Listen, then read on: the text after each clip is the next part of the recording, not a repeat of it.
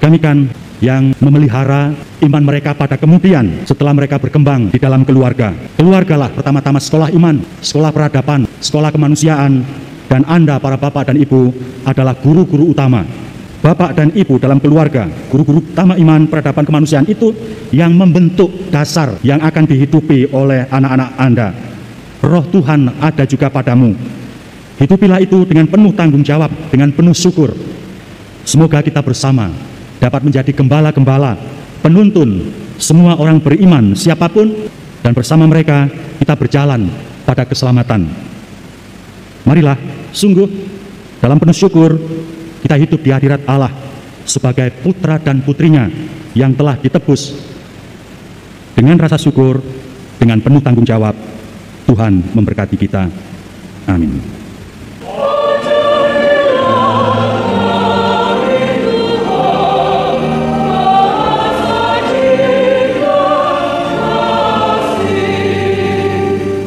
Dalam nama Bapa dan Putera dan Roh Kudus. Amin. Damai bersamamu.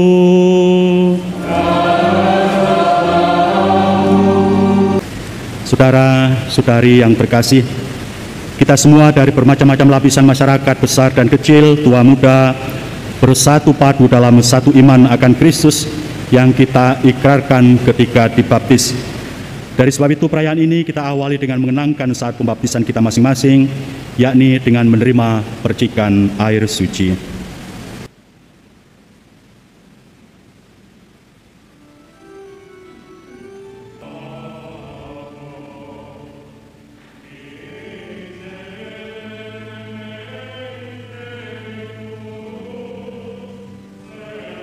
Roh Tuhan ada padaku, kata Nabi Yesaya yang diulangi oleh Yesus. Roh Tuhan ada padaku. Menjelang ujian sekolah biasanya di beberapa tempat ada anak-anak yang tumbang, tidak sadarkan diri, dan kemudian dipanggillah pemuka agama untuk mendoakan agar anak-anak itu sadar kembali. Mereka mengatakan anak-anak itu kerasukan. Roh Tuhan ada padaku. Bedanya kerasukan roh jahat dengan kerasukan roh Tuhan adalah ketika seseorang kerasukan roh jahat, dia menjadi tidak sadarkan diri. Pun kalau dia penuh kekuatannya itu untuk melawan kebaikan. Berbeda dengan kerasukan roh Tuhan. Roh Tuhan ada padaku. Dia mengutus aku untuk melakukan kebaikan-kebaikan. Roh Tuhan mendorong, memberi semangat. Roh Tuhan memungkinkan seseorang mampu melakukan kebaikan-kebaikan yang tak terbayangkan besarnya. Karena itu roh Tuhan memang penuh kekuatan. Roh Tuhan ada padaku, kata Yesus. Tetapi roh Tuhan itu juga ada pada setiap diri orang beriman. Kita semua karena pernah dicurahi oleh roh Tuhan saat kita dipermandikan, saat kita menerima krisma, apalagi saat kita para romo menerima pentahbisan. Roh Tuhan ada padaku, memungkinkan Yesus mempersembahkan seluruh jiwa raganya secara total, secara penuh tanpa syarat, tanpa tergoyahkan oleh pesona apapun yang akan menghalangi pemberian dirinya itu, juga oleh kekuatan-kekuatan jahat yang ingin menghalangi pemberian dirinya. Pemberian diri sampai total, tanpa syarat. Dikatakan oleh Tuhan pada akhirnya, inilah tubuhku, inilah darahku, inilah seluruh jiwa ragaku. Makanlah dan minumlah, agar kita semua memperoleh kekuatan yang sama yang dimiliki oleh Kristus, yang dirasuki oleh Roh Tuhan itu sedemikian sehingga kita menjadi satu kesatuan antara Dia kepala dan kita anggota-anggota tubuhnya, agar kita memperoleh kehidupan yang dimiliki oleh Kristus sang kepala. Barang siapa makan dagingku dan minum darahku, ia mempunyai hidup kekal, dan aku akan membangkitkan dia pada akhir zaman. Sebab dagingku adalah benar-benar makanan, dan darahku adalah benar-benar minuman. Barang siapa makan dagingku dan minum darahku, ia tinggal di dalam aku, dan aku di dalam dia. Kemuliaan yang dimiliki oleh dia tidak untuk dipertahankan bagi dirinya sendiri. Bahkan kerendahan hati itu sedemikian menyeluruh, disampaikan kepada para imam untuk mengulangi kata-kata Yesus sendiri sedemikian sehingga bahkan oleh kita orang berdosa, Yesus tidak menahan diri untuk memberikan seluruh jiwa raganya kepada umat yang dikasihinya dengan pengantaraan para imamnya yang mengulangi kata-kata Yesus sendiri. Inilah tubuhku, inilah darahku, makanlah dan minumlah. Saudara-saudari yang terkasih, Perpas Gelar ketiga Keuskupan Tanjung Karang merekomendasikan agar gereja menjadi sakramen keselamatan bagi semua orang. Gereja di sini hendaknya dimengerti baik secara institusi, secara pasamuan, secara organisatoris, secara kumpulan dari orang-orang beriman, tetapi juga secara pribadi-pribadi setiap diri kita. Pribadi umat beriman bersama membangun komunitas, membangun institusi, dan kita bergerak, berjalan bersama. Maka agar dapat bergerak bersama, idealnya setiap dari kita, seperti saya katakan tadi dalam rekoleksi, adalah seorang yang militan, yang teguh kukuh, tak tergoyahkan, seperti Yesus yang penuh kerelaan melaksanakan kehendak Bapa.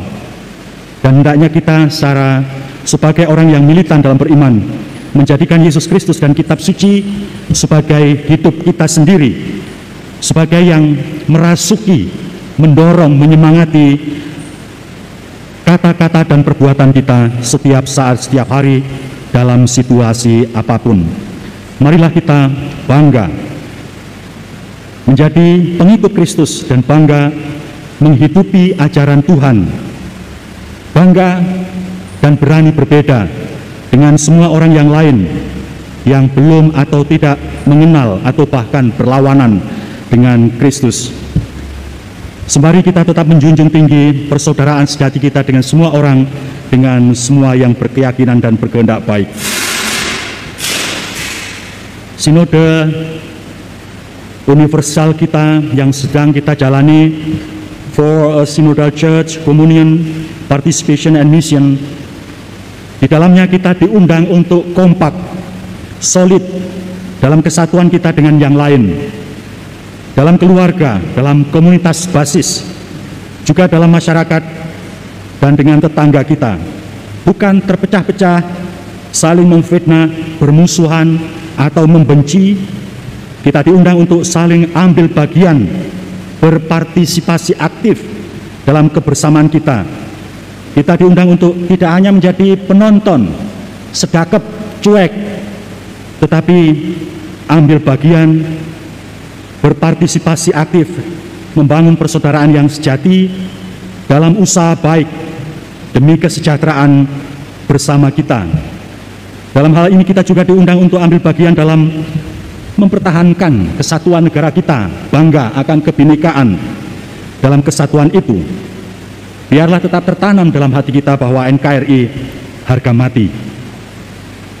Kita juga diundang untuk menyadari akan panggilan kita mewartakan dengan sukacita Kristus sebagai Tuhan, wahyu kerahiman Allah yang menyelamatkan manusia. Bermisi adalah tanggung jawab semua orang beriman yang dibaptis dalam namanya.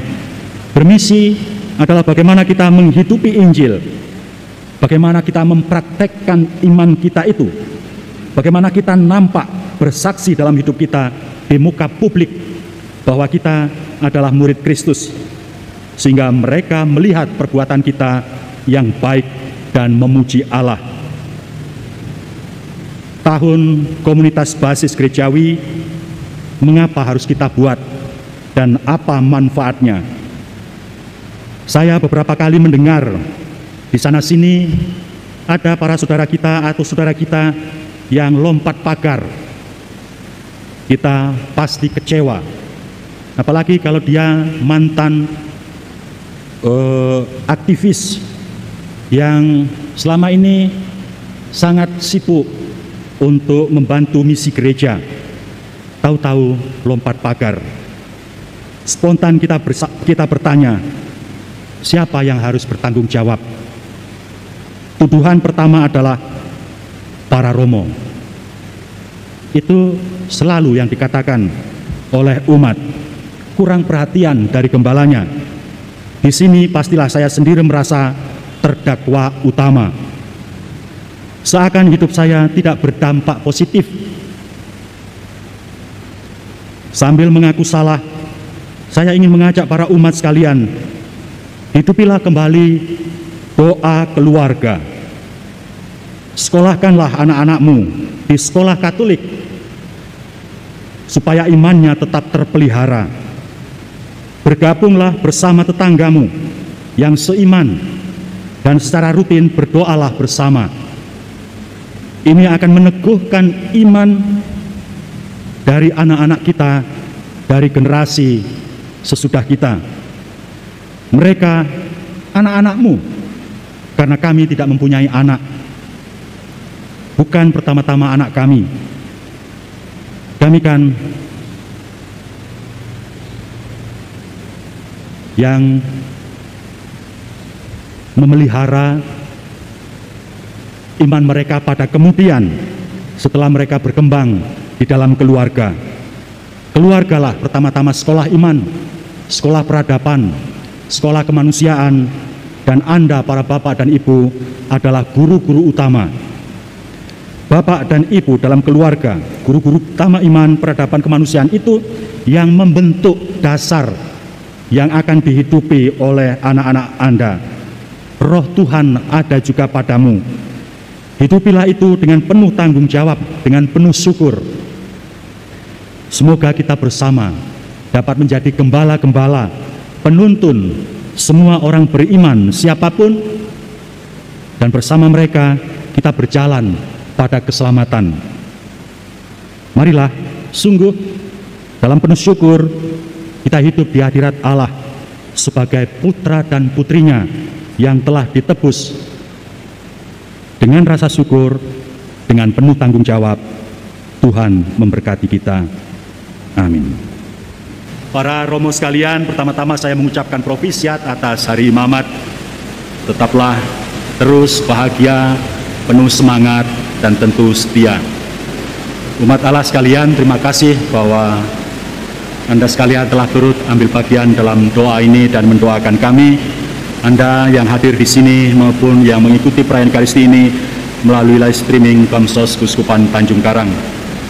Secara khusus juga terima kasih kepada Romo Paroki, Romo Kris, dan Romo Aan, umat Allah sekalian, kur yang sangat baik.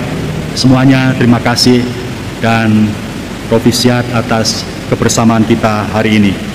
Kita akhiri perayaan ini dengan berkat Tuhan. Tuhan bersamamu.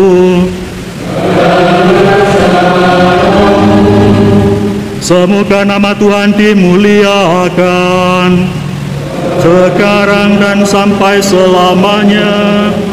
Pertolongan kita dalam nama Tuhan yang menjadikan langit dan bumi. Semoga Allah yang Maha Kuasa memberkati saudara dan saudari sekalian, Bapa dan Putera dan Roh Kudus. Saudara-saudari, pergilah misa sudah selesai. Syukur kepada Allah.